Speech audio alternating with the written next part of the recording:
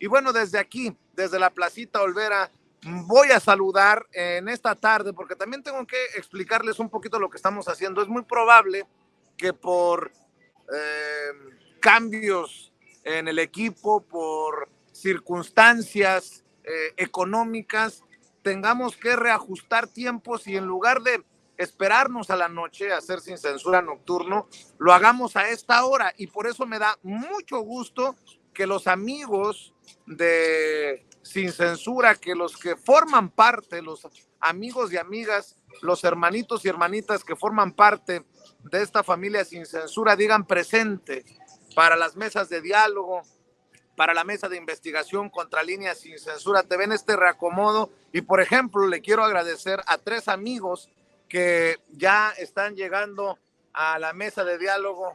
¿Cómo está? Bien, bien. ¿Cómo se llama usted? Edgar. Edgar, sí. ¿sí ve Sin Censura? Claro. Muchas gracias, Edgar, muchas gracias. Perdón que estaba a punto de presentar a los compañeros en esta transmisión en vivo y en directo, pero aquí estamos a la orden, como siempre. Gracias, Edgar. Sí. Un abrazo. Sí, nos vemos. Gracias. Veo al maestro Jaime Hernández, periodista de larga trayectoria. Ese sí es corresponsal de guerra, no chifladeras. Veo a Norman Pearl, columnista, también amigo de esta familia Sin Censura, y al maestro, al gran flautista, al queridísimo Horacio Franco. Gracias a los 3 por estar en esta mesa de diálogo. Muy buenas tardes y bueno, pues yo voy a poner algo ya en el plato. ¿Cómo ven a Marcelo Ebrard que chilla? Esos pinches youtubers, bueno, no dijo pinches, ¿no? Pero esos youtuberos que nos calumniaron. No, hombre, tiró calabaza hasta contra los youtuberos que hemos dado a conocer investigaciones sobre Marcelo Ebrard. Anuncia que se queda en Morena, anuncia que hay un reconocimiento para Claudia Sheinbaum, pero también dice que seguirá señalando lo que él considere que se necesita señalar, como estas irregularidades que reconoce Morena existieron en el proceso interno que llevó a la designación de Claudia Sheinbaum, a la doctora Claudia Sheinbaum como coordinadora de la defensa de la Cuarta Transformación. Mi querido Jaime, empezamos con tus opiniones, con tus comentarios. Y fíjate que yo creo que muchos esperábamos ayer que Marcelo Ebrard aprovechara la puerta entreabierta que le había dejado Dante Delgado para irse registrar como candidato al Movimiento Ciudadano, pero yo creo que Marcelo Ebrard ha estado echando sus cálculos y sabe muy bien que no le alcanzaría. No le alcanzaría y lo que es más, se comería parte de un voto de Morena, pero aún así sería impracticable, sería irreal sus aspiraciones presidenciales. Yo creo que el acto que hemos visto hoy con Marcelo Ebrard asegurando que va a seguir con Morena, dando muestras de una lealtad hacia el partido, hacia el movimiento, es el convencimiento de lo inevitable. Yo creo que Marcelo Ebrard apenas se está dando cuenta que se convirtió en un político que está ya fuera de lugar. Y al decir fuera de lugar, Marcelo Ebrard no se había dado cuenta que el paisaje político ha cambiado completamente. Marcelo Ebrard realmente tendría serias dificultades para contender como candidato de Morena en el actual ambiente, en la actual atmósfera, donde la mayoría de la gente que forma parte de Morena lo ve con recelo, lo ve con desdén, lo ve como un político que no es leal de todo al movimiento. Y yo creo que el último mensaje que le dirigió el presidente dejó las cosas en claro. Así es que yo creo que Marcelo Ebrard no ha tenido más remedio que tragarse sus palabras y va a ser muy difícil, francamente, de aquí a futuro, porque él dice que no renuncia a contender por la presidencia. Va a ser muy difícil porque, sabes, uno tiene que percatarse de que a veces los ciclos se agotan para personajes como Marcelo. Y además, yo creo que tiene que haber un análisis en el seno de la campaña del propio Marcelo, porque a todos nos consta y todos lo hemos analizado. La campaña fue un desastre, un desastre. Marcelo Ebrard, que se presentaba así como un político avesado, versátil, francamente no se percató que la campaña había sido un desastre, que comparada con la de Claudia Sheinbaum había quedado prácticamente como un principiante. Así es que yo creo que Marcelo Ebrard no ha tenido más remedio que regresar al redil. Ahora la pregunta es, ¿qué papel va a jugar ahora en el seno de Morena? Claudia Sheinbaum acaba de emitir un mensaje en el que le da la bienvenida, que se siga sumando a Morena, pero yo francamente no creo, porque si tú revisas las últimas sondeos de opinión, es que Claudia Sheinbaum está arrasando, arrasando. Así es que el margen de maniobra como de Marcelo Ebrard como futuro aspirante, como sucesor in pectore, se reduce considerablemente. Y yo creo que ahora dependerá, sí, de su trabajo en el seno de Morena, no sé si en el seno del gabinete, pero tendrá que realmente demostrar su lealtad hacia Claudia Sheinbaum, una lealtad que ha aceptado a regañadientes y tragando muchos sapos.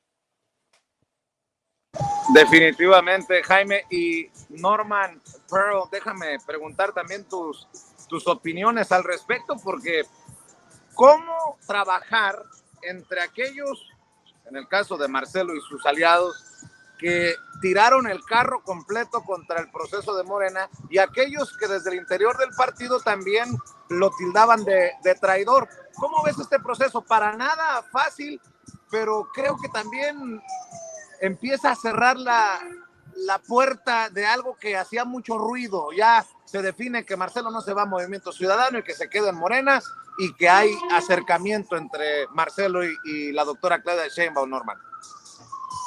Bueno, es inevitable aceptar que el daño está hecho. Nosotros no podemos pasar por alto cosas tan rudas como las que cometió, como las que hizo el equipo de Marcelo Ebrard, agrediendo al presidente. Por cierto, vi por ahí en el video de Marcelo de esta mañana que estaba también Alejandro Rojas y Durán, que ese se suma siempre a donde cree que es una cargada favorable, ¿no? Pero bueno, hubo mucha agresión, hubo mucha descalificación, desde la misma reflexión que hace Marcelo Ebrard cuando dice que no se va a sojuzgar a los deseos de esa señora. Bueno, pues ya estaba marcando una posición, ¿no? Una posición de ego, egocéntrica, una posición pues de una fortaleza que realmente no tenía. Yo creo que, entre otras cosas que dice Marcelo, hay cosas que son por lo menos cuestionables. Por ejemplo, habla de 23 años de lucha en el movimiento. Eso es falso. Él siempre se reacomodó en otros partidos. Desde el mismo año 2000, acuérdense que él compitió por un partido nuevo que fue fracasado, con Camacho Solís, en donde él iba a ser el candidato, o fue el candidato a la jefatura de gobierno, y pronto se dio cuenta que no traía nada y abdicó, por decirlo de alguna manera, en favor de Andrés Manuel López Obrador. Ahora, en 2011, lo recuerdo, cuando se crea la asociación de Morena, se le invita y no quiere participar en esa asociación. En 2013 dice abiertamente que él nunca se sumará a Morena. En 2014, cuando se funde el partido ya como tal, él también es invitado y también se sustrae a esa posibilidad que él consideraba débil, ¿no? Que no le daba la fuerza que él requería. En 2015, en lugar de optar por buscar una candidatura a una diputación federal por Morena para salvar un poquito las denuncias que tenía y lograr el fuero, él decide ir por Movimiento Ciudadano, del cual es miembro hasta el 2017. De tal manera que nosotros conocemos la vida de Marcelo Ebrard. No, esos 23 años de lucha por lo menos no han sido ininterrumpidos, ¿no? Han tenido largos espacios de reflexión en donde él buscaba hacer o acomodarse en el sitio que consideraba más idóneo para su envergadura, para sus capacidades, ¿no? Extraordinarias. Ahora, una cosa que también me llama mucho la atención es que Marcelo es muy temerario, ¿no? Recordando los problemas que se tuvieron en el PRD y cómo los causaron las tribus famosas, En Morena, desde su creación, y es algo que está establecido en el estatuto, se dijo que era imposible que se crearan grupos, fuerzas, ¿no? Tribus, etcétera, etcétera. ¿Qué es lo que sucede con Marcelo Ebrard cuando, de una manera también falsa, dice que ellos ocupan la segunda fuerza dentro de Morena? Eso no es cierto. ¿Y por qué no es cierto? Porque en primer lugar las encuestas, hay que decirlo, fueron encuestas abiertas. Lo mismo que pasa un poquito con Omar García Harfuch. ¿Qué pasa? Bueno, esas encuestas son abiertas y al ser abiertas participan gente de otros partidos. Abiertamente participa gente de la oposición para poder condicionar resultados. Yo le dije en varias ocasiones, si Marcelo Ebrard si la encuesta se hubiera hecho dentro de Morena, Marcelo Ebrard no habría tenido esos resultados. Quizá habría tenido un 5, un 10% de la votación total de la militancia, que por cierto no lo quiere. Y no lo quiere porque lo tiene muy presente, lo recuerda en todas sus aventuras que ha tenido buscando lo mejor para su entorno, ¿no? Es decir, él nunca aceptó sacrificios y siempre dijo, bueno, aquí es donde hay y aquí es donde voy a estar. Cuando en 2017, a fines, lo regresa de su autoexilio, Andrés Manuel López Obrador, le da la circunscripción número 1 con 7, 8 estados para que los coordinara. La verdad es que coordinó muy poco porque no conocía al partido ni conocía a la gente. A mí me tocó estar en aquel momento dentro de algunas posiciones en Morena y bueno, pude darme cuenta pues, cuál era su tamaño. No así Ricardo Monreal, que tenía una fortaleza diferente, ¿no? Y yo participé con Ricardo Monreal y la verdad es que, bueno, pues son liderazgos totalmente distintos, ¿no?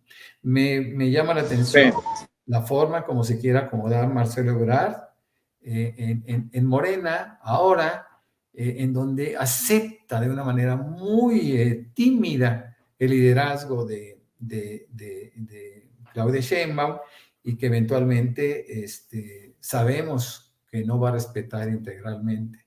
Esa es una reflexión, eso es un punto de vista, querido Vicente, Jaime y Horacio. Así es, Horacio, ¿regresó el hijo perdido? ¿O cómo? Pero le duela a quien le duela, le pesa a quien le pese. También hay que decir que Mario Delgado como presidente nacional de Morena y Claudia Sheinbaum como coordinadora de la defensa de la Cuarta Transformación han arropado, le han dado la bienvenida a esta decisión que toma Marcelo Ebrard con sus aliados. ¿Cómo ves, Horacio? Pues es que no les quedaba de otra, porque no, en primer lugar no hay enemigo pequeño en ese sentido, y menos habiendo salido, digo, con sus salvedades, con todo lo que dijo Norman y todo lo que dijo Jaime, que los respeto y los admiro mucho. Obviamente es cierto, es una cosa que no podemos soslayar ni evitar, ni se puede tapar el sol con un dedo.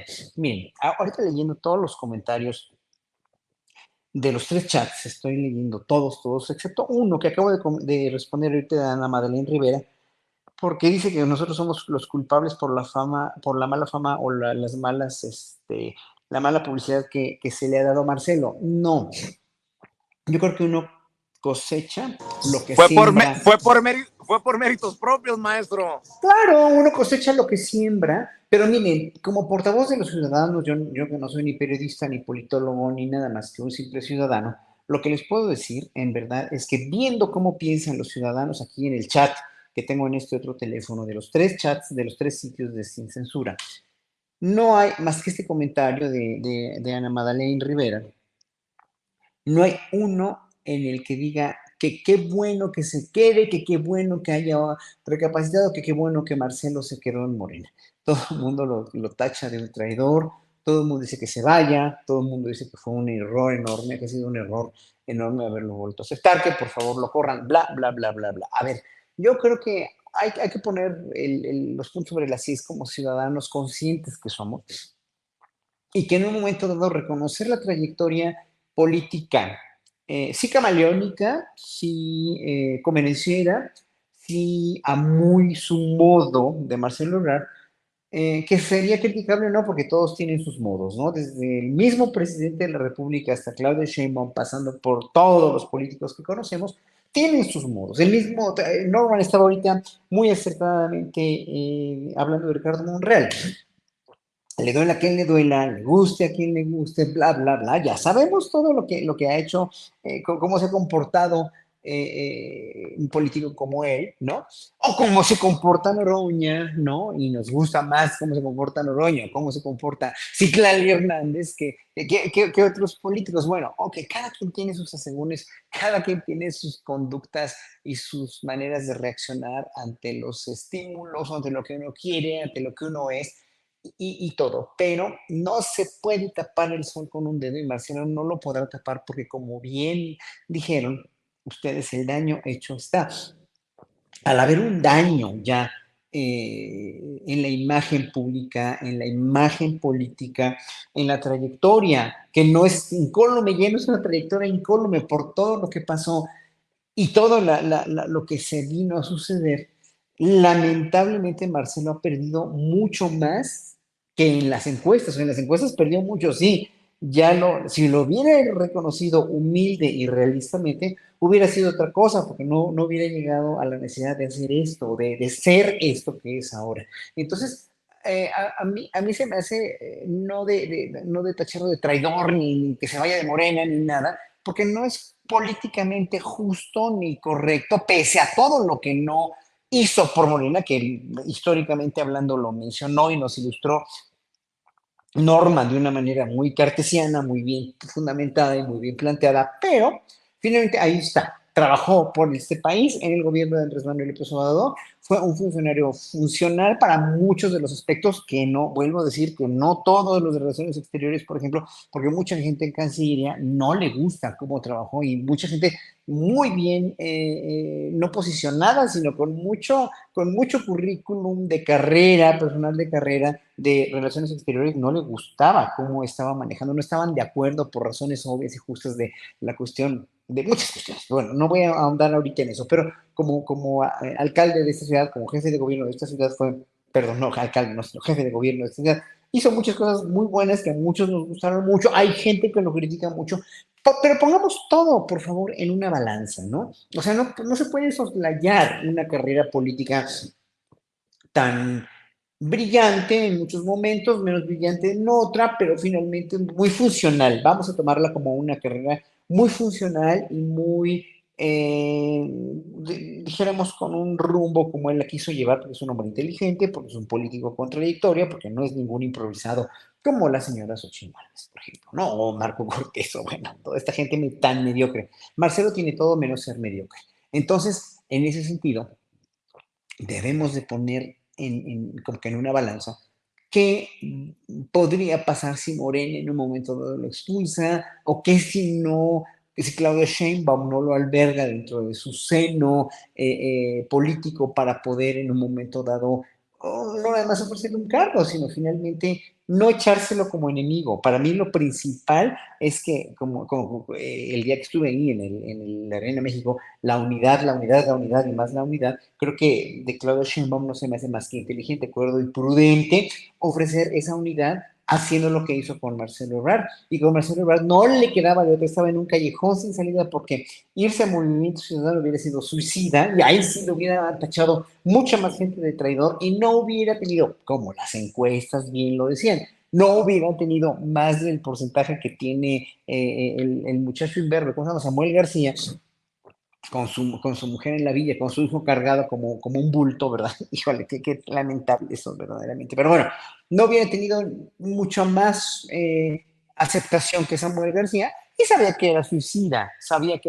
Esas son decisiones inteligentes de ir a hablar con Claudia, de ir a pedirle audiencia. ¿Por qué? Porque pues, Marcelo va a seguir siendo un político, nos guste o no. Ahora, nosotros los ciudadanos pues no lo vamos a ver con tan buenos ojos tal vez como lo veíamos antes, a menos que se redima y que se exculpe y que siga siendo el político del cual veíamos en la mañanera explicando las relaciones exteriores, siendo un muy buen soldado de la 4T con Andrés Manuel como presidente. Esperemos que lo sea en el próximo sexenio también. Así es. Oye, mi querido Jaime, el presidente hoy se volvió a descoser contra el Poder Judicial y esta hipocresía de Norma Piña de decir, ok, vamos a donar para la reconstrucción de Acapulco lo de los fideicomisos y luego entran los amparos. Bueno, pues agrégale que Giovanna Bañuelos, la senadora del PT por Zacatecas, ya de plano busca ponerle un hasta aquí a ese Poder Judicial y busca modificar ley para que el dinero de los fideicomisos del Poder Judicial se utilice para reconstruir Acapulco. Y mientras tanto, pues de Norma Piña ni sus luces, brilla por su ausencia, como la ha señalado el presidente, ¿no? Que calladita se ha quedado la ministra presidenta de la Suprema Corte de Justicia de la Nación sobre este tema de los amparos, algo que ella ya había decidido, Jaime. Sí, la parte que más me llamó la atención del mensaje o la alusión del presidente a Norma Piña fue la parte en la que dijo que una de dos, o al dar a conocer que el comunicado, la carta que le envió Norma Piña al presidente diciéndole que estaba de acuerdo en que esos fideicomisos se emplearan para la reconstrucción de Acapulco, dice, o era un plan con maña, en ese caso, o vino, la reconvinieron, que yo creo que es lo que ha pasado, porque a todos nos consta cómo hubo un cabreo fenomenal de las fuerzas vivas de la derecha, empezando por el Saco de Pus, toda esta gente que despotricaron, Adela Micha, el Saco de Pus, se lanzaron contra la presidenta ministra de la Suprema Corte diciendo, pero ¿cómo es posible si la apoyamos y ahora nos sale con esta tontería? Entonces ahí te das cuenta que realmente Norma Piña está supeditada a unas fuerzas vivas de la derecha, extrema derecha, que no la dejan maniobrar. Yo, claro, no le resto aquí a Norma Piña su propia vena conservadora, pero ciertamente la derecha es muy mostrenca, la derecha es muy rabiosa y seguramente le echaron un montón para obligarla a desistir. Entonces yo creo que aquí el poder legislativo no tiene más remedio que entrar a saco, es decir, legislar, porque si no se destinan, porque así va a pasar como el famoso amparo que presentó Ricardo Salinas y que metió Luis María Aguilar en el cajón del olvido, y entonces pues así se le van a pasar con estos amparos. Entonces el presidente dice, yo no voy a dejar de señalar, pero yo creo que el presidente tiene información de primera mano que le permite deducir que efectivamente Norma Piña, después de esa primer respuesta, fue sometida a una intensa presión, lo que te desvela, y esto a mí se me hace quizá la parte más grave, hasta qué punto el aparato de justicia, el poder judicial, está en manos de un poder conservador, de un poder que durante mucho tiempo, bueno, desde que quedó en manos del PAN, desde que quedó en manos de Felipe Calderón, a ese poder de justicia realmente no se le ha podido componer, reconvenir, nada, nada. Entonces yo creo que por lo menos creo que el presidente tiene la película completa, sabe muy bien por dónde van los tiros y por eso mismo no va a dejar de denunciarlo. Yo creo que en última instancia, pues yo creo que esta embestida de la derecha contra Norma Piña, contra el presidente, se va a convertir, ¿sabes?, en una justificación más, en una razón más para que el próximo año millones de mexicanos le demos la mayoría absoluta a Morena, porque es la única manera de acometer una reforma del aparato judicial.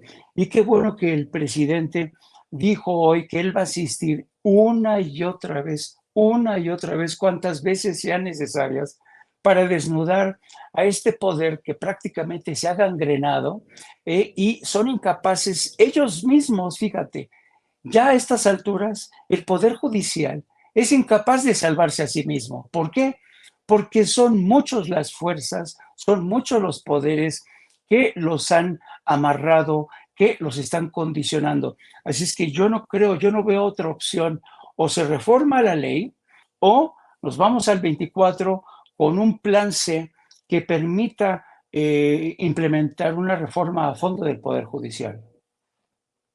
Mi querido Jaime, sé que estás pegadito ya a tu transmisión en tu canal de YouTube, No Apto para Cínicos. ¿Quieres despedir aquí en este momento para que alcances la transmisión o aguantas una siguiente ronda? Aguantamos. No vayan a pensar mal, no estoy tomando algo. No, la gente de No Apto para Cínicos sabe que somos familia, así es que sin ningún problema, querido Vicente. Agradezco en el alma, mi querido Jaime. Norman, también estaba leyendo tu columna y yo le agrego, se quedaron con las ganas de ver sangre entre Omar García Harfuch y Clara Brugada. Y entiendo la molestia de la que tú hablas, porque los enemigos de la 4T querían a Harfuch pues con todas las intenciones perversas y torcidas que te puedas imaginar, pero hay que reconocerle a Omar García Harfuch la altura de miras que tanto le criticamos por no tener a Marcelo Ebrard, que a pesar de haber ganado la encuesta o las encuestas, por cuestión de paridad de género, se baja y dice que en unidad apoya a Clara Brugada, mi querido Norman. Mira, estaba establecido muy claramente que, y lo dijo Mario Delgado en varias ocasiones, que aunque ganaran algunos hombres, sus encuestas, no serían candidatos. Esto ya lo habíamos visto, lo vimos en 2021 inclusive.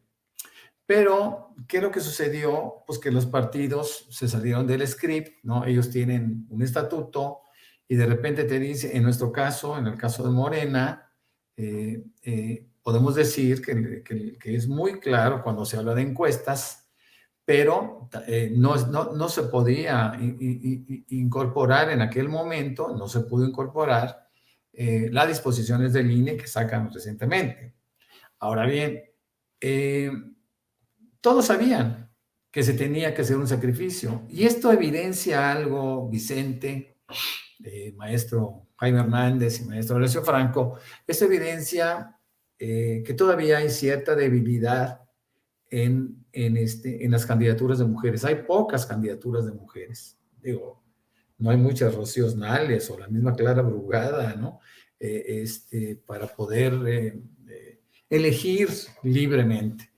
Mario Delgado sabía que iba a haber más hombres que ganaran las candidaturas, y así sucedió. Pero también se tenía muy claro que Clara Brugada, fíjate nada más, eso es un fenómeno muy curioso.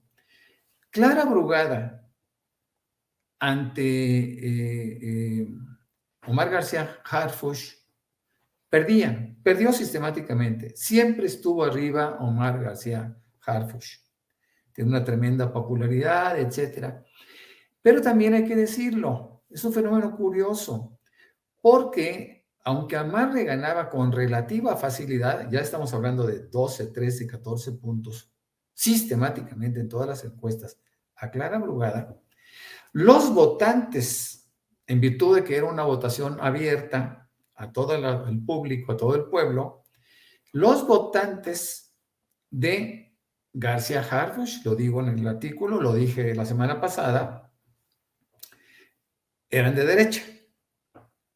Y los votantes de Clara Brugada representaban a la izquierda. Entonces, ¿qué podemos advertir aquí? Que Clara Brugada tenía una condición totalmente distinta, ¿no? Una ideología, una condición ideológica muy distinta que le diferenciaba. Todo el mundo queríamos que ganara Clara Brugada dentro de este ámbito de la izquierda mexicana, inclusive capitalina. Pero sabíamos también, y esa es una a la comparación que quiero referir, me parece que es la parte fina, ¿no? La parte sutil.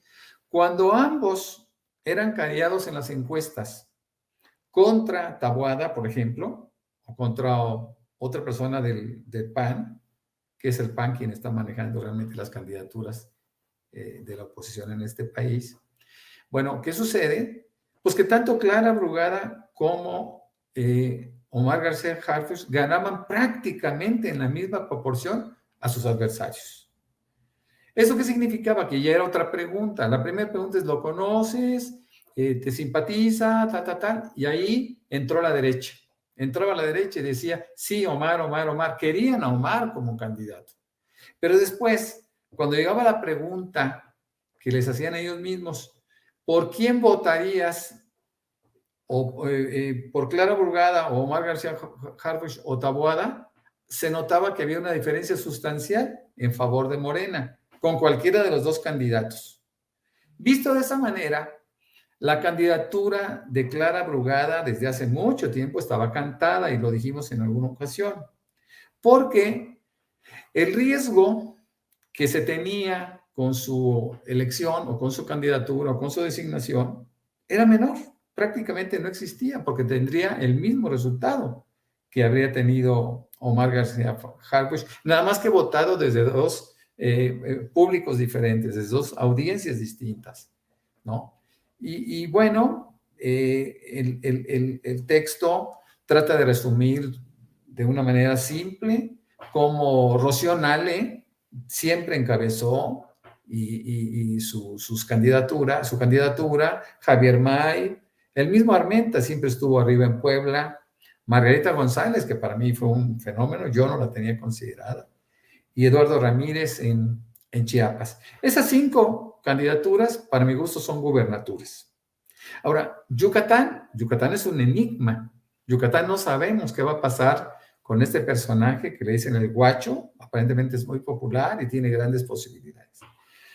¿Dónde se hace, fíjense nada más, en dónde se utiliza el sacrificio?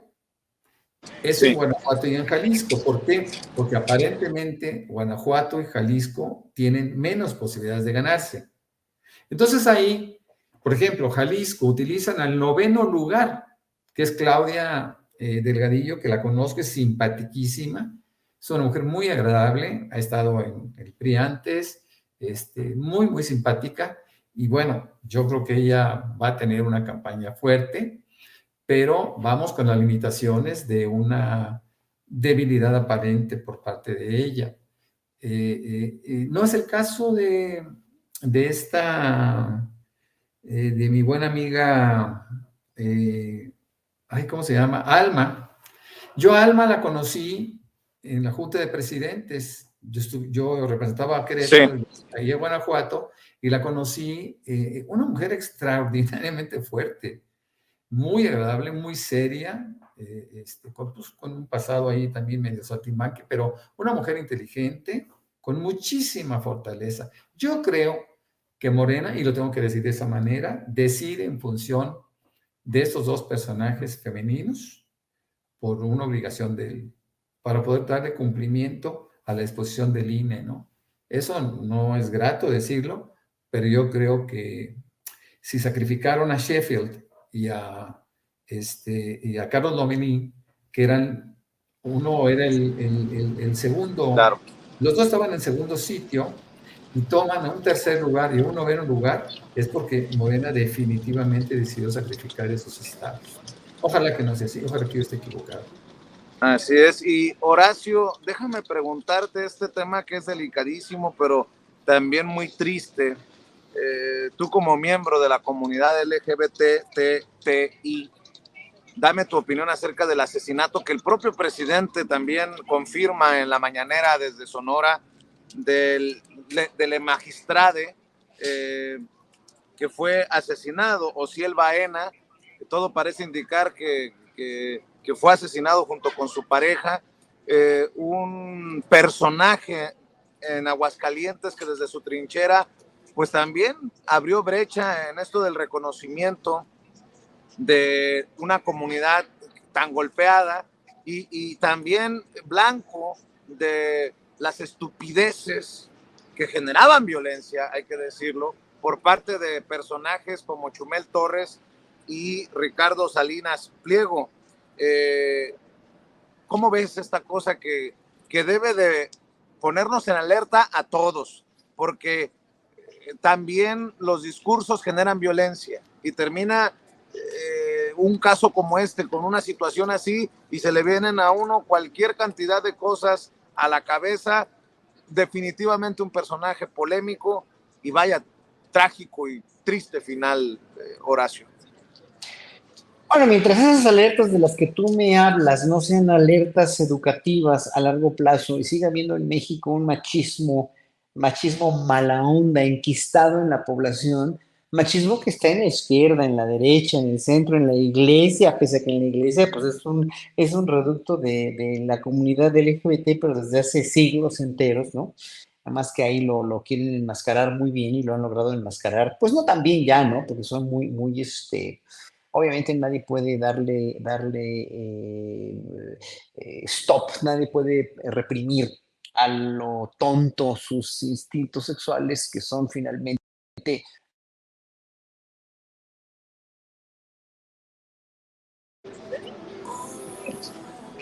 Bueno, creo que hemos perdido la conexión Ya con me el quedé, maestro. ya me quedé, Ahí está. ya llegué otra vez. Muy bien, muy bien. Sí, les decía, este, mientras no haya una alerta educativa al pueblo mexicano que sigue siendo machista en todas en toda la extensión de sus comunidades, la militar, por ejemplo, ¿no? Que nunca ha dicho, esta boca es mía, aquí hay una comunidad LGBT que vamos a respetar y vamos a albergar la iglesia misma, como lo decía yo, con tanta corrupción sexual dentro de su historia a lo largo de siglos y siglos.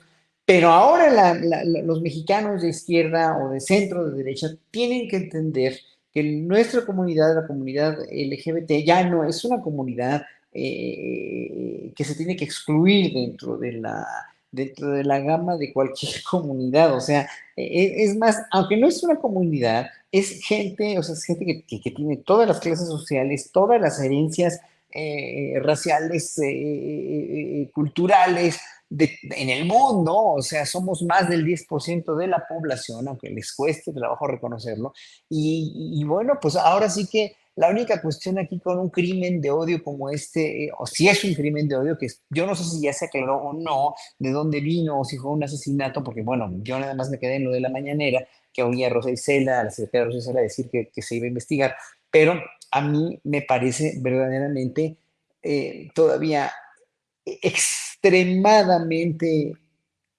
patético y digno de mencionar que México sufre un atraso social verdaderamente paupérrimo, verdaderamente terrible, cuando hay un crimen de odio contra un miembro de la comunidad y sobre todo sobre la comunidad trans, que es la comunidad más vilipendiada, que es la comunidad menos comprendida, que es además, como decía mi querido Carlos Monsiváis, ¿no? Pues los trans, ¿no? Fueron los primeros que sacaron la casta en los años 30 y 40 para, para dignificar la existencia de minorías sexuales en esa época, cuando estaba penado con cárcel, cuando estaba penado, no como Uganda hoy, por ejemplo, que Uganda o Afganistán, que te matan. O sea, si yo me paro en Uganda o en Afganistán, pues me matan inmediatamente, ¿no? Aquí, por fortuna, nunca fue así, pero sí fue muy penado. Entonces, el hecho de que tú me digas, sí, lanzar una alerta, pero eso es una alerta educativa que tiene que lanzar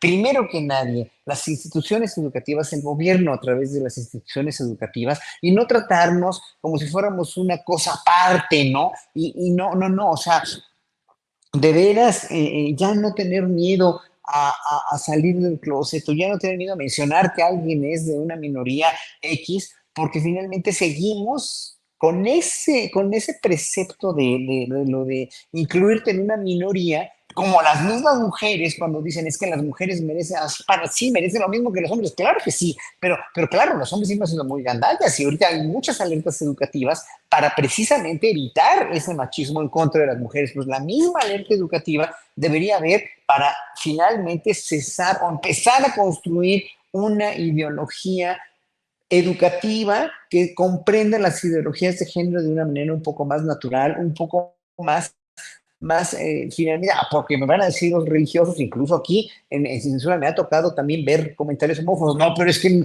Dios sí, esto es lo que sea. No, este es un país laico, este es un estado laico, no tiene nada que ver la religión, no tiene nada que ver, nada que ver. Hoy en la mañana Toñito mencionaba a alguien que dijo que la judía nos va a gobernar. O sea, no es posible ya señalar a alguien en este país por su religión, por su condición sexual, por su raza, por su etnia, por lo que sea, por su preferencia sexual, me refiero, no es posible ya. Entonces, este crimen, ojalá que se esclarezca, ojalá que quien resulte culpable de veras le den el castigo que merece.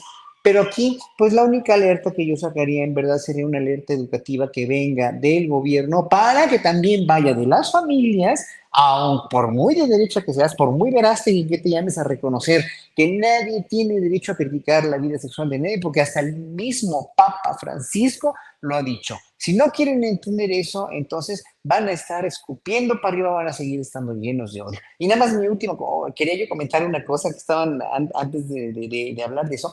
¿Saben quiénes fueron los grandes ganadores en realidad? Miren, los grandes ganadores de toda esta contienda morenista han sido Gerardo Fernández Noroña por su campaña, López Gatell también por su campaña y de veras, pues es por este plantarse con los pies como un gran funcionario, un gran político ya a estas alturas y un gran ser humano, ¿no? Fue Sheffield también, un gran ganador, aunque no hayan quedado, pero son gente que siempre, y no me dejarán mentir mis colegas aquí en la mesa, que siempre los llevaremos con mucho respeto, por lo menos y con mucho reconocimiento a su labor. Muy bien, maestro. Déjenme también ponerle en la mesa de diálogo al maestro Jaime Hernández el tema de Xóchitl Gálvez. Qué tragedia para la oposición tener a una Xóchitl Gálvez como virtual candidata rumbo al proceso electoral del 2024. Mientras dice Xóchitl Gálvez que no trabajaría con malos priistas como Alito. Tiene un lapsus, por cierto, Alito dice, tuvo un lapsus, Xóchitl Gálvez, se tuvo que disculpar con el presidente del PRI, dice que está orgullosa de caminar con el PRI, luego quiere emular a Luis Donaldo Colosio Murrieta y se le olvida su discurso y termina en un ridículo mayor, porque no sabe qué hacer, no sabe qué decir y demuestra sus limitaciones, mi querido Jaime. A mí ya me está dando hasta pena ajena lo que está ocurriendo con esta oposición mexicana, querido Jaime. Yo creo que si uno revisa la historia de cualquier proceso electoral, nos vamos a dar cuenta que, sobre todo, por ejemplo, en el caso de Estados Unidos, ¿no? Que tú conoces también muy bien, cualquier traspiés te puede enviar directo a la tumba, ¿no? ¿Cuántas veces una elección presidencial dependió de una mala actuación en un debate o de que hayas caído desde una tarima, como le pasó a Robert Dole? ¿Cuántas veces este tipo de incidentes aparentemente menores se convierten prácticamente en el anticipo, ¿no?, de lo que va a ser una carrera ruinosa? Yo creo que lo que ha ocurrido con Xóchitl Gálvez en el transcurso, porque no ha sido una, han sido muchas las ocasiones en las que Xóchitl Gálvez ha hecho alarde de su incapacidad como candidata presidencial. Xóchitl Gálvez no tiene costuras presidenciables. Y ¿sabes lo más interesante del caso? Lo irónico del asunto es que Xóchitl Gálvez sí tiene las costuras de un títere, de una mujer de paja. Por eso la escogieron. Por eso la escogió Claudio X González, Salinas de Gortari, todo este cónclave de hombres que se siguen creyendo los dueños de México. Dijeron, no, esta la vamos a usar a manipular. Es una mujer que es navajera, es barriobajera, le va a echar, a la hora de pelear con Claudia, le va a echar tierra a los ojos. Pero claro, con lo que no contaban es con la propia torpeza. Es que Xóchitl Gálvez es lerda, una mujer lenta, incapaz, no es capaz de articular un discurso, aunque este se trate de su propia biografía, ¿no? Es patético, ¿no?, que tenga que leer en el teleprompter un discurso que hace alusión a sí misma, ¿no?, y sea incapaz de improvisar, ¿no? Entonces, a mí, francamente, yo creo que Xóchitl Gálvez ha sido se ha convertido Xóchitl Gálvez realmente en el muñeco o la muñeca del pim pam pum. Todo el mundo le pega, ve los caricaturistas, no, se han puesto las botas los caricaturistas. Hoy Hernández la pinta con un cerebro que se le ha caído a Xochitl Gálvez. ¿Cuándo habíamos visto eso en la historia de una contienda presidencial, no? Y desafortunadamente eso te da la medida de hasta qué punto la derecha se ha quedado sin idea, se ha quedado sin proyecto y se ha quedado sin candidatos, ¿no? Porque yo creo que si la derecha hubiera hecho un análisis, se hubiera sometido a un proceso realmente entre los partidos, a lo mejor sacan a un buen candidato, pero el problema es que se atuvieron a lo que dijeran los varones, ¿no? Claudio X González, Salinas de Gortari, va a ser esta. ¿Por qué? Pues porque a esta los va a permitir, así como ahora se la pasan ninguneando a Norma Piña y le dicen lo que tiene que hacer y lo que no tiene que hacer, pues así están preparándose, pero saben ellos, yo creo que ellos ya saben, yo creo que ellos ya saben que la de Xochitl Gálvez va a ser una derrota estrepitosa. Nada más hay que ver las encuestas de hoy. Es brutal, brutal la diferencia que marca ya Claudia Sheinbaum. Y hemos visto realmente la vitalidad, la efervescencia que causa Claudia Sheinbaum si va a Yucatán o a Monterrey. La gente la rodea, la abraza, ¿no? Realmente es una candidata que ha ganado muchísimo. Y yo también estoy de acuerdo con mi querido amigo Horacio Franco en el sentido de que muchos han crecido. Fernández Noroña, Hugo López-Gatell, el propio Omar García Harfuch ha crecido de una forma impresionante a pesar de la campaña tan terrible, de la campaña negra que le echaron un montón, ¿no? Y yo creo que poco a poco estas gentes, desde Sheinbaum hasta Gerardo Fernández Noroña, Omar García Harfuch, son candidatos, son personalidades que han demostrado que son capaces de sobrevivir al fogueo electoral, a las campañas sucias, a las campañas negras, y eso dice mucho, ¿no? En cambio, si tú te asomas a la derecha, Dios mío, va a costar mucho trabajo, francamente, Vicente, rescatar a Xochitl Gálvez del fondo del basurero el día de las elecciones. Querido Jaime, ahora sí, para que corras a no apto para cínicos, ¿por qué no cierras, maestro? No solamente con tu despedida, sino con tus redes sociales para que la audiencia de Sin Censura te busque y te apoye, porque amor con amor se paga. Así es, mi querido Vicente, me da mucho gusto que estés en Los Ángeles con nuestra gente ahí en la Placita Olvera, tan legendaria. Tiene una historia tan preciosa esa Plaza Olvera, y qué bueno que vayas a estar cubriendo también lo del presidente. Te agradezco como siempre infinitamente. También me da mucho gusto haber coincidido de nueva cuenta con mi querido Horacio Franco y con mi admirado Norman Pearl. Doy gracias a los tres. Me pueden seguir a mí en mi propio canal de YouTube, No Apto para Cínicos. Búsquenos, denle la campanita para que les avise. También síganme a través de mis redes sociales, @JaimeJourno, donde cada semana publico una columna que tiene que ver con política internacional, nacional, reflexión. Es el reencuentro con el que siempre ha sido mi primer amor, que es la prensa escrita. Gracias a todos y les mando un abrazo.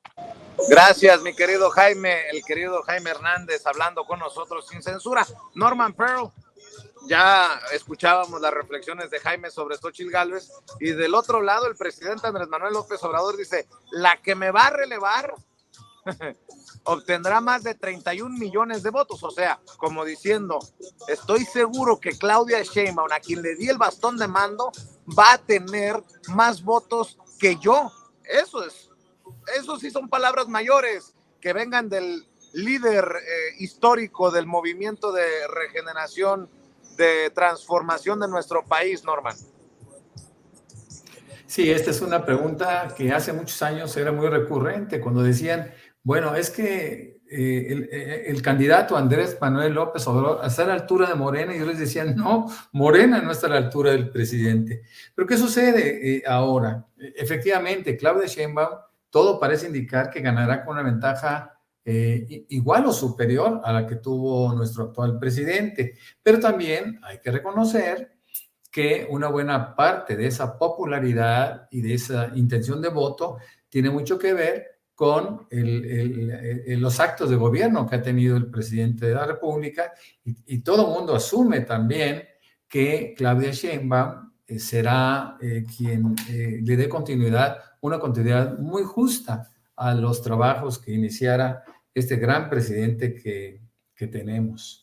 De tal manera que, bueno, pues lo único que podemos pensar es en esos 60% contra un 15, un 18 de alguno y otros 6 o 7 del otro.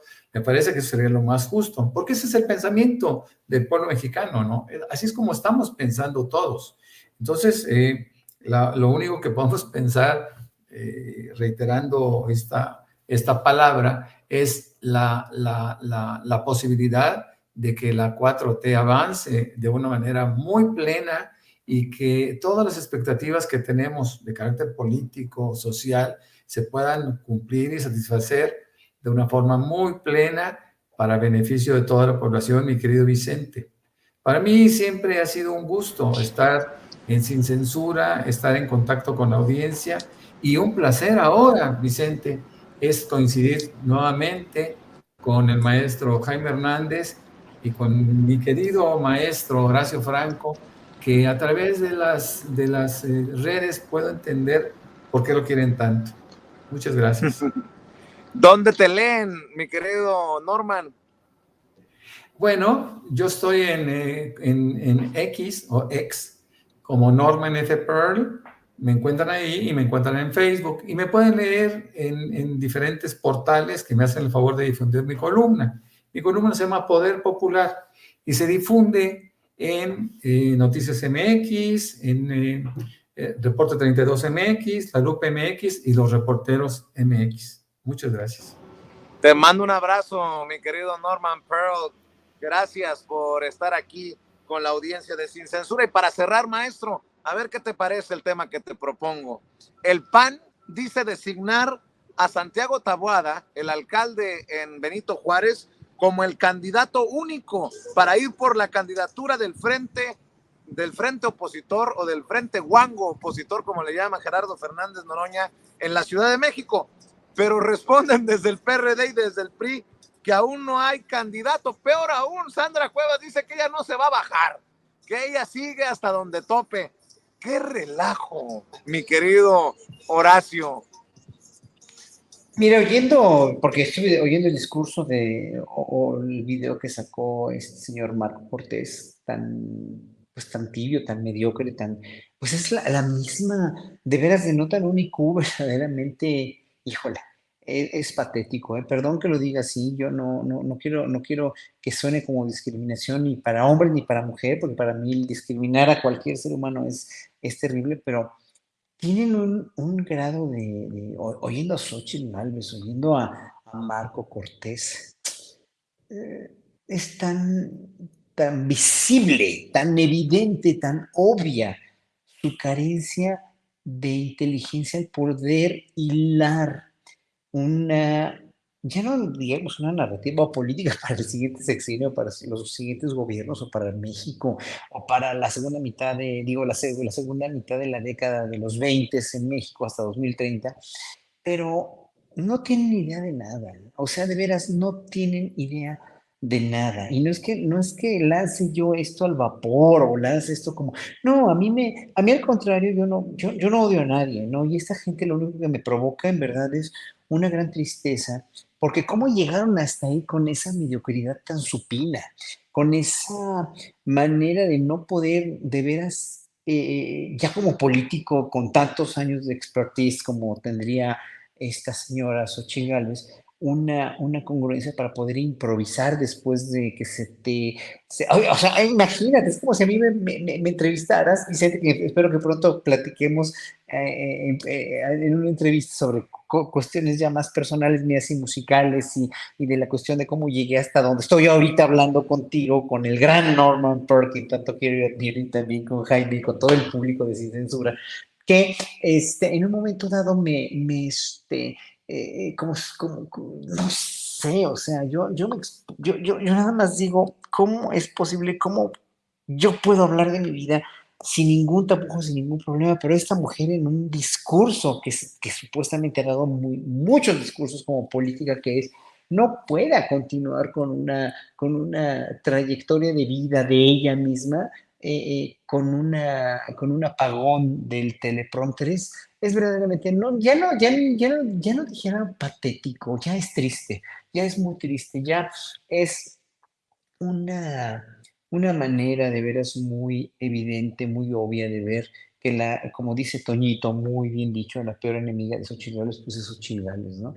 Y quizás lo más triste es que ella no se ha dado cuenta, ¿no? Ella no se ha dado cuenta y no queda más que decir que, pues es triste todo lo que pasa en el PAN, es muy triste todo lo que pasa en el PRI, porque al no haber candidato, además promover o estar con una candidata que le echa mierda totalmente a Alejandro Moreno, como lo hizo ya 2 veces, y luego pues obviamente corregir, ¿verdad? Porque no le quedaba de otra, porque, por conveniencia, ¿no?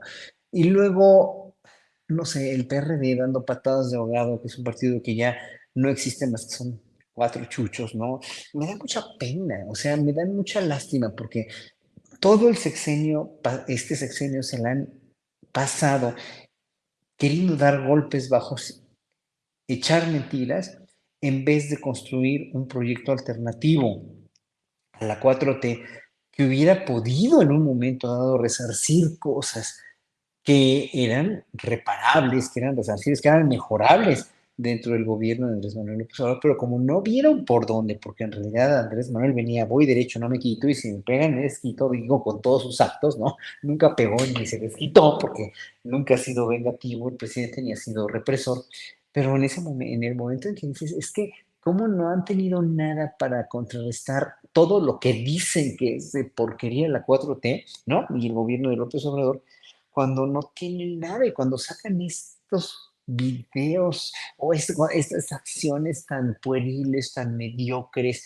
tan llenas de pues, lo que dijo Lili Tellez sobre Dussel, dices, no, es que no es posible verdaderamente tanta mediocridad, o sea, es la palabra mediocre sin ningún fundamento realmente político, ciudadano, ético, filosófico, etcétera. Entonces, el nombramiento de Santiago Taboada, a quien pues, conocí yo cuando fui diputado constituyente, que todo el mundo sabe que ha sido el peor error de mi vida y que no me vuelvo a meter en eso jamás en mi vida, ni como funcionario, ni como diputado, nunca más en mi vida, ¿no? Y ya lo dije públicamente, si en el sexenio que entra, por mucho que me vean ahorita en los eventos de Claudia Sheinbaum o apoyando a Clara Brugado, apoyando a Morena, si me ven, por favor, en un puesto público como legislador, miéntenme la madre y rómpanme el hocico, porque no lo voy a hacer nunca. Voy a ser siempre artista ciudadano y una persona muy feliz fuera de la política. Pero cuando estuve ahí como político, como constituyente de la Ciudad de México con Santiago Taboada, pues sí, una persona muy amable, una persona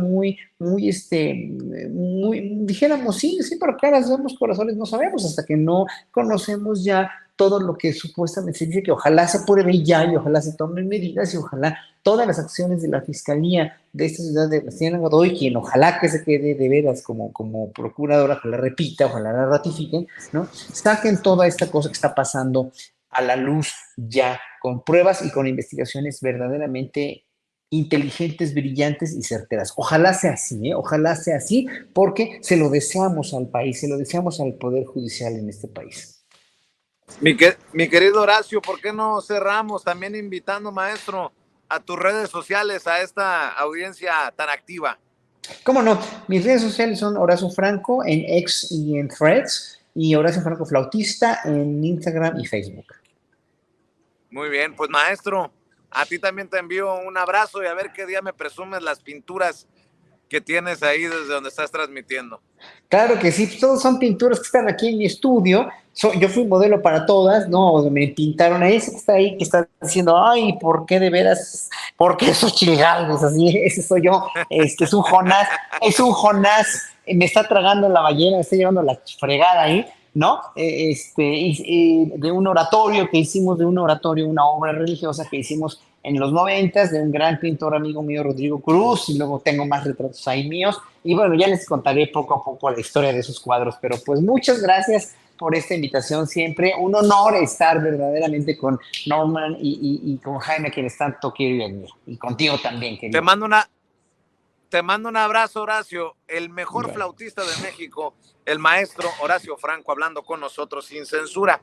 Y miren, debo de decir que siempre me he sentido orgulloso por la alianza informativa que hemos tejido entre Sin Censura y Contralínea Sin Censura, a través de las mesas de investigación y la información que manejamos precisamente en estas mesas.